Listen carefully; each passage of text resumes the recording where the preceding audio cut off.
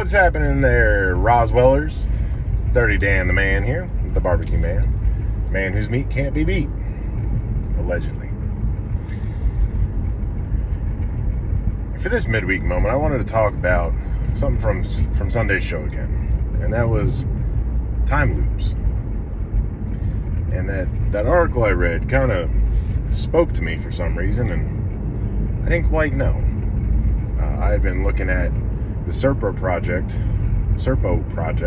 for 2.5, 3 weeks at this point, and just that was pretty titillating to me. But you'll hear that this coming week, the start of it, because I have quite a bit of information. I figured that'd be a good thing to talk about on the anniversary show, as well as some news regarding the Paintsville CSX incident. So, the time loop article versus time travel. I struggled with the time loop thing, and then coincidentally enough, we had a Zoom call, and someone had been telling everybody for the last year that they were 33 years old. Because they thought they were 33. They thought they turned 33. The problem was they had turned 32 and were now just turning 33. And it seemed like things were like almost like a deja vu kind of deal. And I really do feel like I myself have had those times. And it can be any length of time. It can be a minute, it can be a year, it can be a decade. I don't know that there's any way to really tell or figure out how long it will be. But their story just kind of spoke to me, and the fact that they felt like they'd done a lot of stuff before, that they were doing again, like it all felt so familiar. There was fine details that were the same, there were some details that were a little different. And really made me realize that no matter what you believe in or what you think is out there, is that seems to happen a lot more than people might think, seem, understand, realize, whatever. And I want to put a positive outlook on it. And I feel like I can say that if you're going through a hard time, where you think life's really rough and tough and you're never going to get out of it, there will be a chance for you to be able to learn a lesson twice or learn something new, and you'll get to redo something, and that can be that slightly altered detail. So no matter how bad it gets or is, remember that it can always end up being better and different. So take that kind thought, take that happy thought. Hope all you Roswellers are having a great week. I cannot wait for this week's anniversary show coming up. Make sure you check out whatever the name of it is this week. Honestly, Get Real with Rebecca and Goose. Goose and Rebecca, Here to Chew Bubblegum presents Honestly Get Real, or Honest Rebecca Thoughts. Goose can't keep the name straight, so it is what it is. But no more holdups. I will now hand you over to Mr. Luke Fugate for one hell of an experiment. See you Sunday. Hello, everyone, and welcome to Here to Chew Bubblegum. Very special interview. With me is a great friend of the show, great friend of mine, known him for many, many years. I'm not going to say how many years because that will make us both feel very old. But Luke Fugate. Luke, welcome to the show. Well, thank you. A week from now, this time last year, you were the first guest ever on the show. And I can't tell you how many emails that we've had over the last year asking when you'll be back on. And I was going to get you back on sooner. I am so sorry. But I'm glad to have you here for the anniversary show, to have this interview. Now, you've been busy this year. You're sitting inside a cabin that you built since the last interview. Yeah. You also built the mechanic chair that goes up and down the wall. Yeah. Since the last interview. What else have you been up to? Well, working mainly. that one project that I had that was the traffic control safety thing. I Yeah, kind of got a provisional patent on that. I'm ready to make a video kind of announcing it and stuff, and that is awesome. That is awesome. see if maybe it might save some lives. I hope. I was actually talking to a buddy of mine and was telling him about the thing that we come up with years ago. And he said, I would have loved to have had one of those back in the day. He's like, why'd you guys quit? I said, I think somebody already had a patent on one is the reason that we stopped. There's not one on the market, but Right. It was patented, but they never sold it. Yeah. So but tell us a little bit about that if you want to, because is this your first patent, or do you have other things patented? I've got several things patented, but this is just a provisional patent so far. But what it is see, I work in traffic control and work on the highways, and Right. It's a very dangerous job. Distracted drivers are worst nightmare. And what it is, it's a box that you can carry with you, and you can open up and sit it down where you're flagging, or if you're working on the side of the road. It has flashing lights on it. It has a horn, a really loud horn. You carry a remote control with you, and it's got like 4 buttons on it. One is the horn to alert drivers that are just not paying attention. Right. The other actually have my stop sign automated, so I can not even be close to my stop sign. I just push a button, it'll flip around to stop and slow and all that. If I have to go talk to somebody and then let the traffic go or something, I can do it without having to walk back to the sign. And also I have a button that I can push that will take a picture and hopefully get the license plate of somebody that runs through. And when you hit the horn, it actually transmits on the company radio an alarm to let everybody on the work site know that there's been a work zone intrusion. So everybody can get out of the way. Yeah, they can be aware that there's a danger coming into. How did you come up with that idea? Well, for one thing, about being hit like 500 times. Right. You'd be surprised how many times I've narrowly escaped. So this is something that you thought about, for quite a while then. Yeah. Just there was actually another company that did kind of something like it, but it was more of a completely automated system, which didn't work very well. And it just had the flashing lights. It had a siren, but it was triggered by speed of vehicles, and it didn't. I mean, half the time it'd go off when wasn't even nobody moving, Right. So, and it wouldn't alert the people on the crew, through the radios. It would just like blow a horn and let the person in the car know that, Right. to stop. Dude, I have told people this during the first interview. I've told people this throughout the year on the show when people's talking about you. You are by far the smartest guy that I have ever met.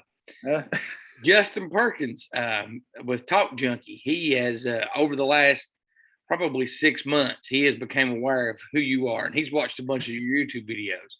And he was talking about, he actually used the term mad scientist, but take that as a compliment because Justin, I don't know if you've listened to Talk Junkie, you heard him on the show. Yeah, I have. Justin's a highly intelligent guy. He is, yeah. He even a few weeks ago said that we could use his garage anytime for any experiments that you wanted to, set up and do, and we could record. I'm still waiting on the time machine. You still have to get that time machine going. Been working on it. You've also been working on the Tesla coil. Yeah, well, more of a Jacob's ladder. Jacob's ladder is what I meant. I've actually added a rotating magnetic coil. It's just a stator from an electric motor with a motor controller to initiate a spin of an electromagnetic field. And from what I was reading, on websites and stuff like that. That exciting that magnetic field, along with the arcing, creating the little heat signature, is supposed to help with possibly forming a vortex. The testing I was doing today, actually my daughter-in-law saw it, and she was like amazed because she was watching me. I had it going, had the arcs going and all that, and I was throwing stuff through it. And I threw one thing, it was a stick, and she kind of did a double take because I saw it too. I threw it and I didn't see it anymore. I didn't see it anymore at all, but I played the footage back, and it's like I threw it and you can see the plasma of the arc kind of dip just a little bit, and then it just disappears.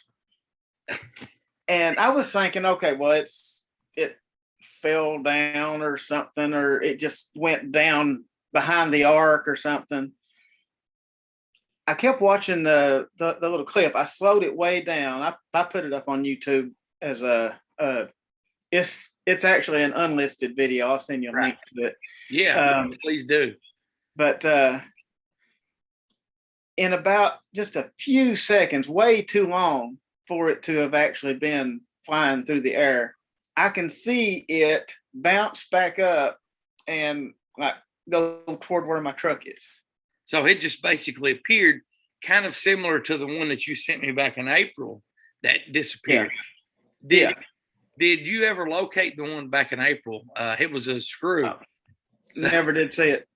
Now, and I have since I've not been able to get any screws to do anything like that, but it's like something organic, like a stick, which is what happened today. Right. That's the only thing that I've been able to actually see anything like that. And I don't know if I'm seeing things or not, but if you watch the video, it has way too long for that to actually be it just bouncing and continuing on the original trajectory. It's like it disappeared for a second or two and then reappeared kind of maybe a little farther out and then just kind of bounced. Well, I mean, if with your permission, when you send me that link, I would love to add that in this video at some point. Oh, sure.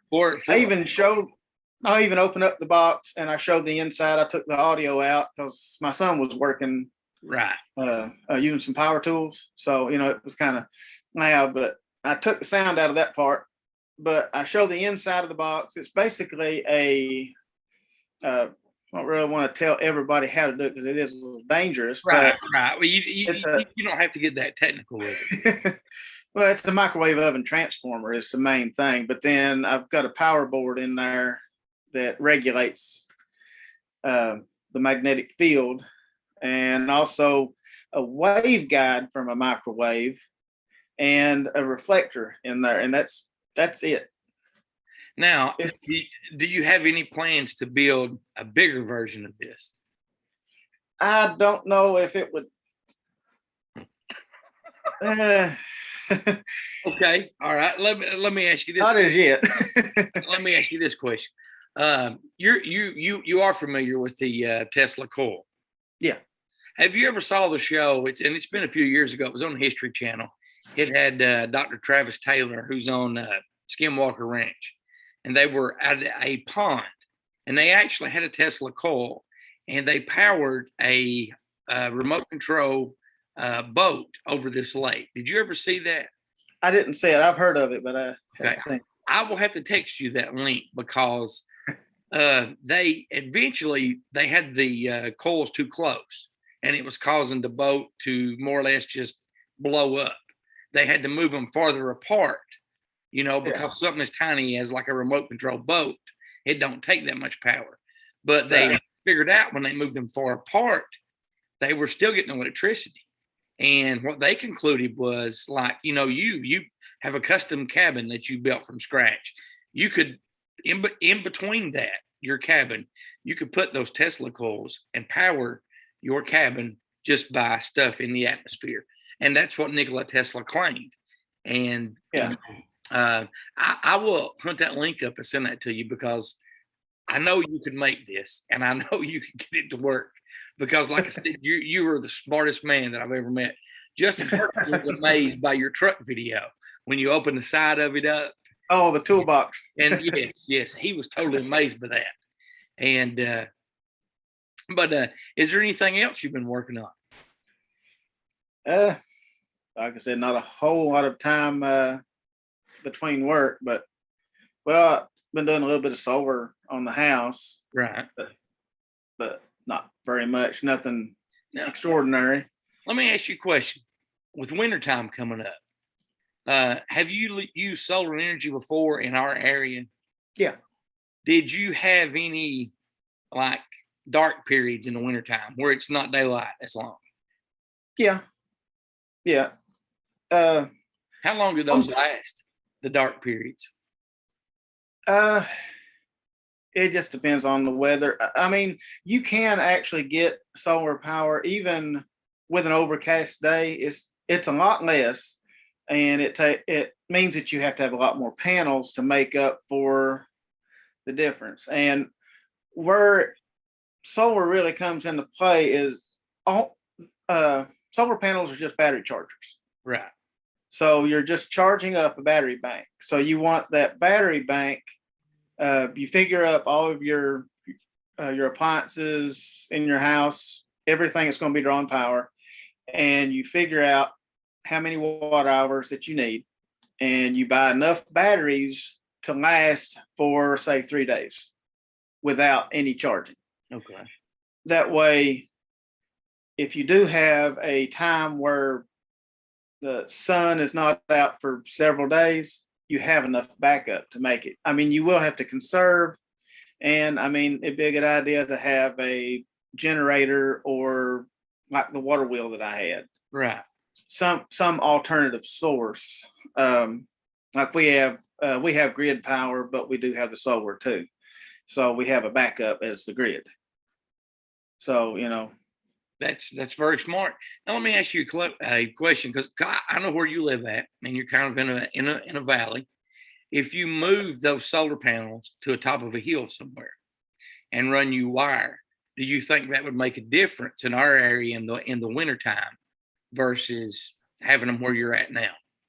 Now it would.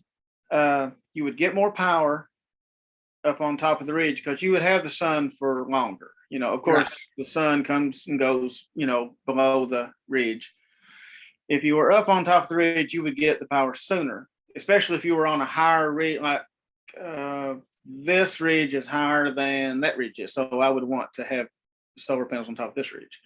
One problem that you run into, though, if you're not, like where we live in the valley, is voltage drop from right. the panels down to here. Gotcha. You can jack the voltage up and run AC voltage. And if you run AC, it has less loss over distance. Right. With all the stuff in the news about UFOs and stuff coming out last April with the Tik Tac videos and all the videos, were you let down when the report came out at the end of July? Yes. Yeah. Okay. Watching those videos, what's your thoughts on all that stuff? I'm not sure if it's extraterrestrial or something like that, but I think it's more backwards engineered from craft that we have found that were extraterrestrial. Okay. Now, do you think it was our craft or a foreign country's craft? I think it may be a foreign country because really, yeah. Now we do have stuff. I can't really. Right. But I was in the military. Yeah. You don't have to go into detail. And I could tell when I first asked that question by the look on your face, because I've known you for a long time. I could tell pretty much what you were going to say. I've always thought and said this on the show, if it was our craft, I think even when the videos came out, it would have been swept under the table because I think Yeah. word would have come through the chain of command. Hey, this is ours. You don't have to worry about anything. Right. So that's just my thing. I'd say you're dead on accurate with that, because they can't control another government's actions if they have a craft that can just pretty much go wherever it wants. Right. And I think basically the only way they were detecting them was through video. Yes. They weren't even picking them up on radar, were they? No So- radar, nothing.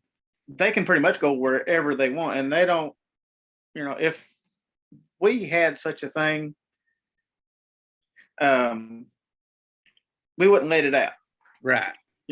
or our government would not. But it's kind of a scary thought to think that another government may have that.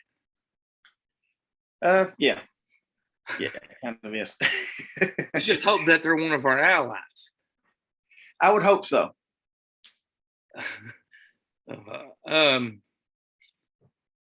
So since those videos came out and they supposedly, didn't really disclose anything, there is a new task force starting, the unidentified, whatever they came up with, the new term they have now.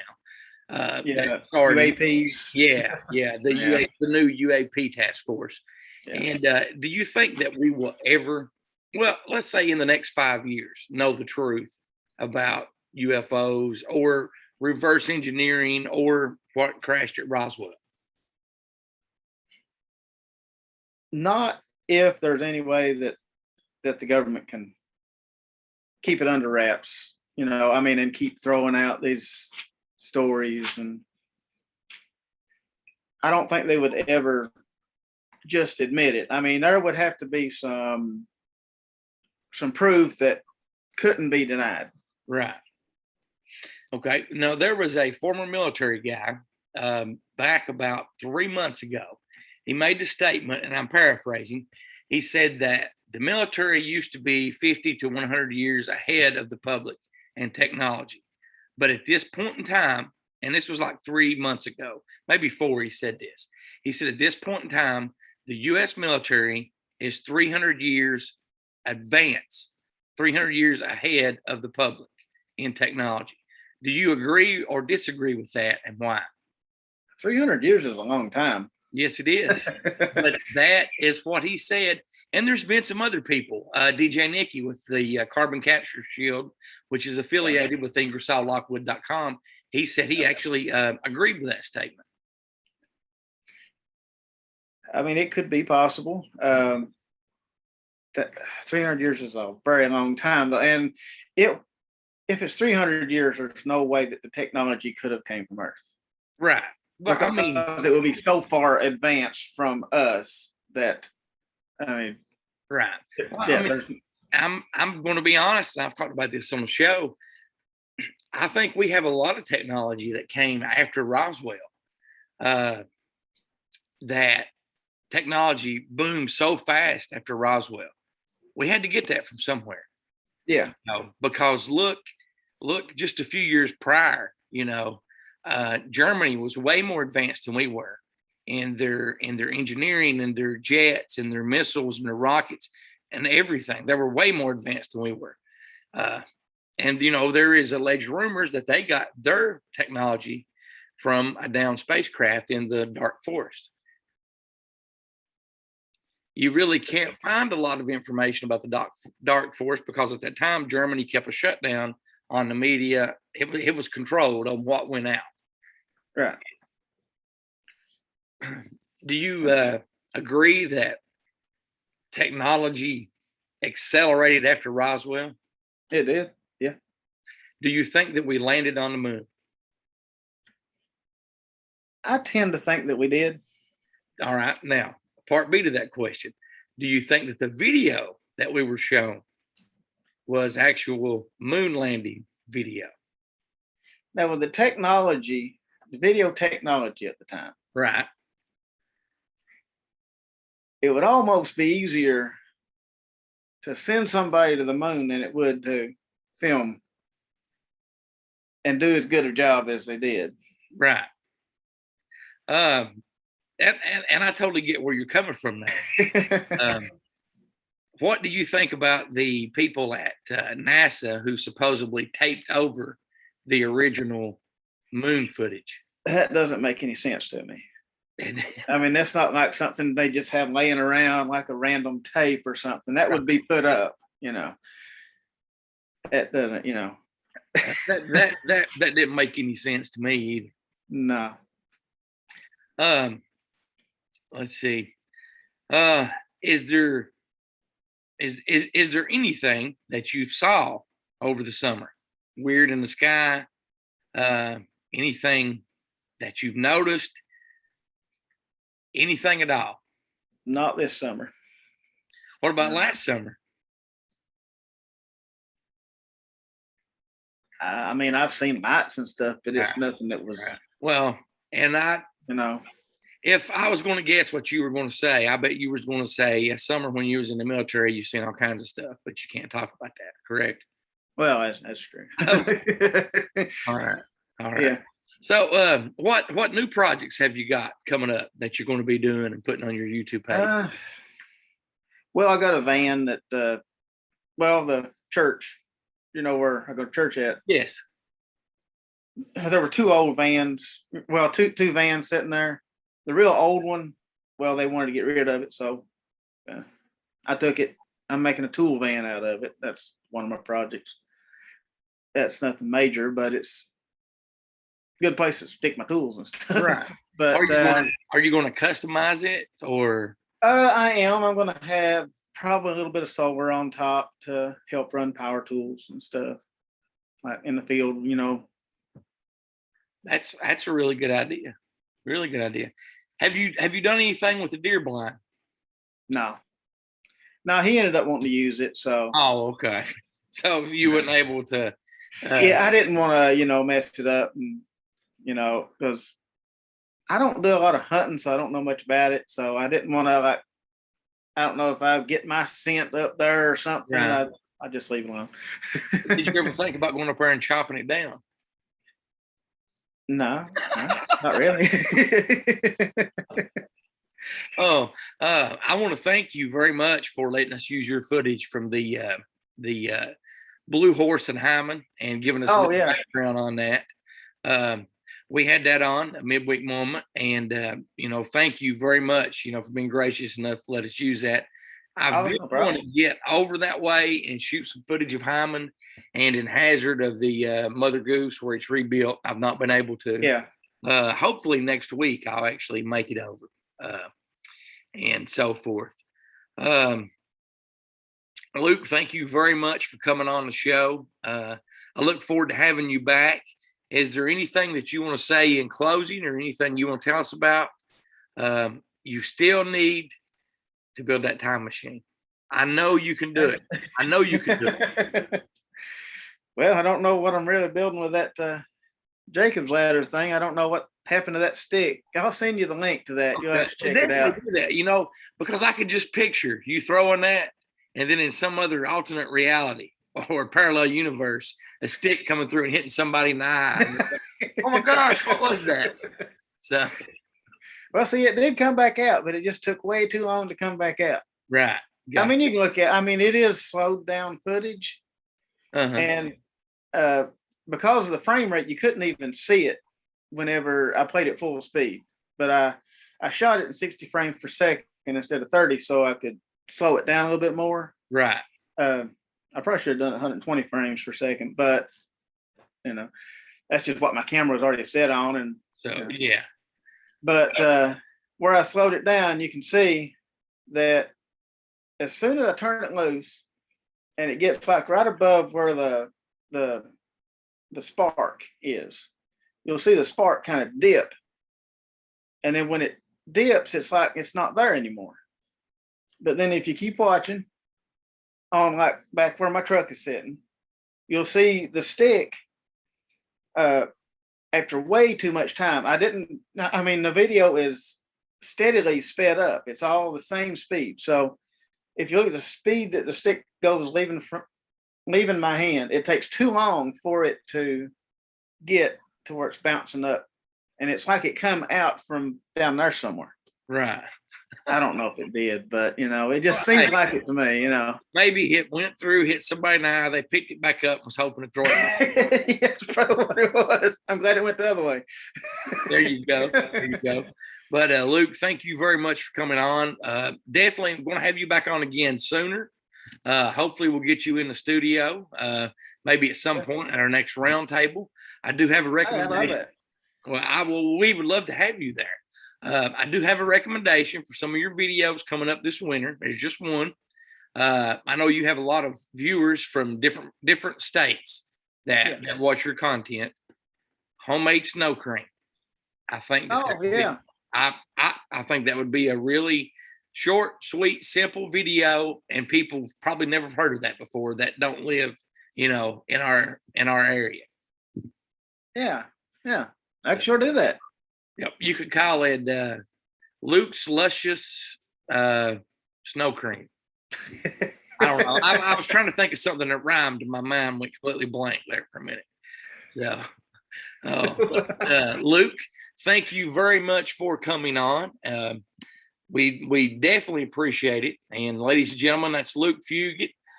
Give the name of your YouTube channel and so forth. So go find it. It's just Luke Fugate on YouTube. Just my name, Luke Fugate.